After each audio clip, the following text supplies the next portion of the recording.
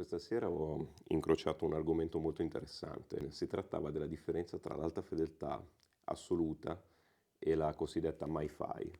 L'alta fedeltà che ciascuno di noi personalizza al proprio gusto e quindi rende difficile tirare conclusioni universalmente accettabili su apparecchi, su impianti e quant'altro.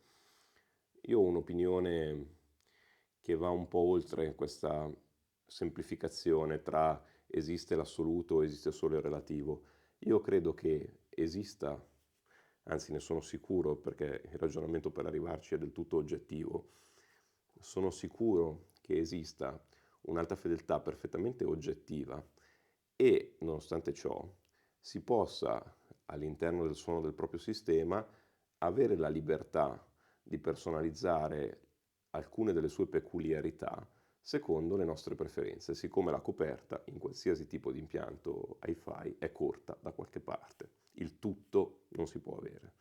E allora è giusto che ogni appassionato decida quali sono i parametri che gli interessano maggiormente, ma alcuni sono parametri che possono essere giostrati dal piacere dell'appassionato. Altri parametri sono dei capisaldi della riproduzione sonora, sono dei paletti inviolabili che, se vengono distorti, inficiano la corretta leggibilità del messaggio sonoro, inficiano il realismo, la veridicità di quello che il nostro impianto emette.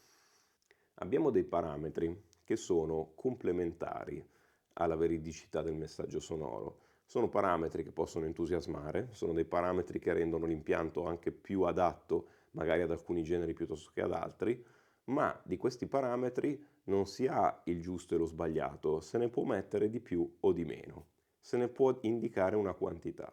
Parlo del dettaglio, parlo della dinamica, parlo anche dell'estensione della risposta in frequenza. Io posso essere una persona che predilige la risposta in frequenza più ampia possibile, voglio dai 20 Hz ai 20.000 tassativi, perfetto, allora dovrò rincorrere delle ricette tecnologiche del sistema che mi permettono questo risultato. Ma se decido che i 20 Hz in basso non mi servono e mi accontento dei 40, percorrerò altre strade e otterrò impianti che al netto di non riuscire a riprodurre sotto i 40 Hz e via dicendo, hanno ugualmente la stessa veridicità timbrica sopra. Ad esempio, le voci le potranno fare altrettanto bene.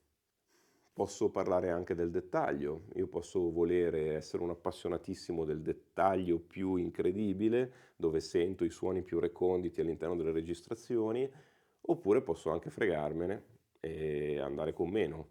Andare con meno dettaglio non significa avere una percezione meno credibile. Perché questo? Perché, ad esempio, quando ascoltiamo la musica dal vivo non siamo sempre seduti con la stessa prossimità rispetto agli strumenti. Se io godo una performance dal vivo in prima fila al teatro, oppure in ultima fila o a metà sala, ho diversi livelli di percezione del dettaglio di quello strumento, di quegli strumenti, molto diversi. Nonostante ciò, ho tre esperienze sonore ugualmente realistiche. Caspita, siamo dal vivo, se non sono realistiche quelle. Sono diverse, ma sono tutte realistiche. Cosa accomuna queste tre esperienze sonore? Il fatto che in ciascuna di esse io riesco perfettamente a distinguere una tromba da un sassofono. Riesco a riconoscere quello stesso pianoforte che sta suonando mentre io eventualmente mi sposto all'interno del teatro. Perché la struttura armonica, il timbro e una serie di altri parametri che compongono i suoni, la teoria dei suoni, rimangono perfettamente riprodotti, beh nel caso del live ovviamente non sono riprodotti, sono innati, ma nel caso dell'impianto audio vengono perfettamente riprodotti. Se io ho due impianti che riproducono bene la differenza tra un sassofono e una tromba, se lo stesso pianoforte riprodotto sui due sistemi suona come quel pianoforte e non come due diversi pianoforti, allora ho due impianti che dal punto di vista dell'alta fedeltà vanno bene, ma magari questi due impianti sono realizzati con tecnologie agli antipodi e magari hanno anche una serie di caratteristiche differenti l'un l'altro. Magari uno ha un basso pazzesco e quell'altro non ce l'ha, magari uno ha una dinamica imperiosa, quell'altro non ce l'ha, magari uno ha un dettaglio che riesce a bucare qualsiasi cosa venga registrata e quell'altro no. Però tutti e due mi stanno facendo ascoltare correttamente quegli strumenti musicali.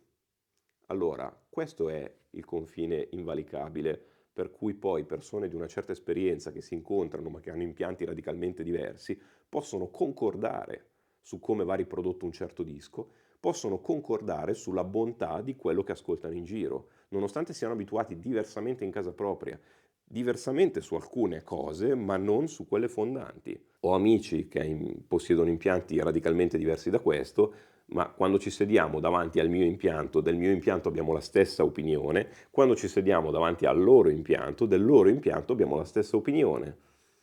Ovviamente ciascuno ha il suo gusto e perciò non è detto che uno voglia fare cambio del proprio sistema con l'altro, ma ugualmente ne sa riconoscere la bontà se dietro c'è della bontà, perché quella bontà non è fatta di effetti speciali, ma è fatta di ciò che ricostruisce la reale caratteristica degli strumenti musicali dal vivo.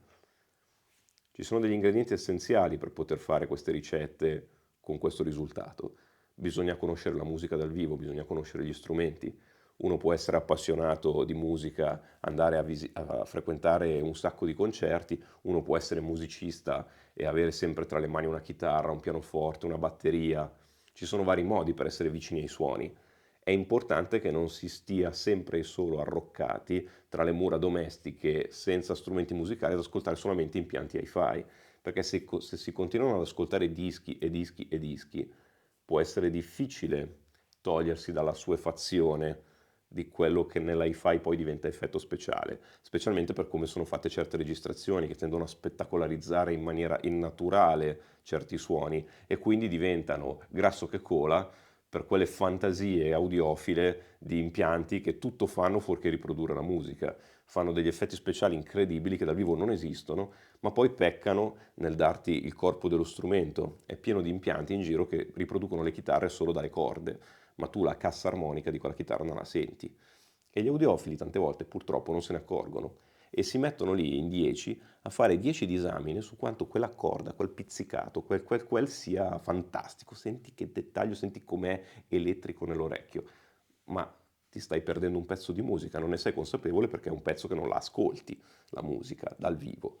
Quindi è molto importante tenere allenata la propria percezione del suono degli strumenti. È anche importante continuare a frequentare persone nell'hobby e ascoltare altri impianti, perché pure quelli ci mantengono una varietà di visioni, di esperienze, che il nostro cervello usa per prendere vari pezzi dall'una e dall'altra e criticare quello che poi facciamo in casa propria, altrimenti si diventa estremamente autoreferenziali, va bene solo il nostro, è ideale il nostro e gli altri, anziché essere oggettivamente analizzati, diventano come suonano rispetto al mio e non va bene.